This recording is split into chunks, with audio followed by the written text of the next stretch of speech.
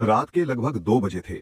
बलदेव अपनी 18 पहियों वाली लॉरी को कसकर पकड़े हुए था, जो कालका शिमला हाईवे की भयानक चढ़ाई पर धीरे धीरे सरक रही थी।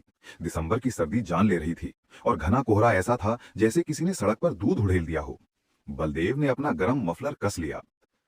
जल्दी निकल जाए यहां से, उसने खुद से फुसफुसाया।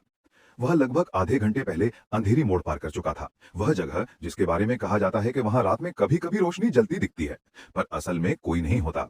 बलदेव ने उसे मन का वहम मानकर नजरअंदाज कर दिया था। अचानक म्यूजिक सिस्टम में बज रहा पुराना पहाड़ी गाना बीच में ही कट गया।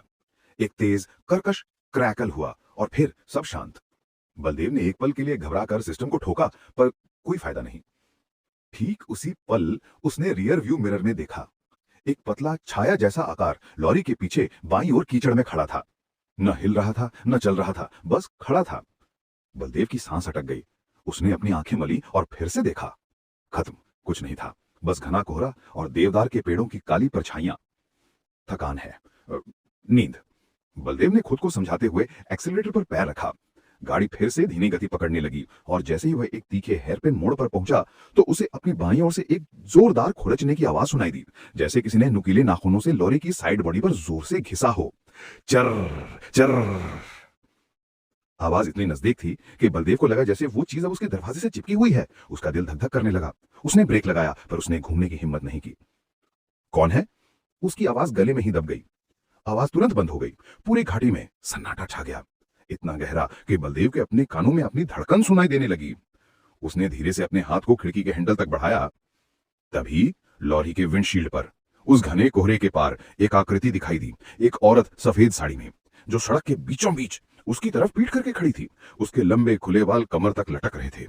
बलदेव का सारा खून जम गया। ये कोई आम आदमी नहीं था। इतनी रात को इस खतरनाक मोड़ पर कोई वहां क्यों खड़ा होगा? उसने हॉर्न बजाने के लिए हाथ बढ़ाया, पर इससे पहले कि वह ऐसा कर पाता, औरत ने धीरे धीरे, बहुत धीरे धीरे अपनी गर्दन घुमाई। उसका चेहरा पूरी तरह कोहरे में ढका हुआ था। बस दो गहरे गड्ढे जैसे काले छेद दिखाई दिए जहां आंखें होनी चाहिए थी।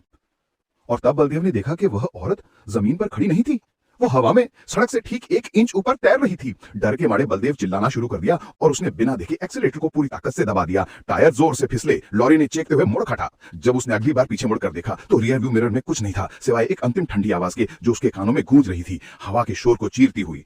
मैं वापस आऊंगी।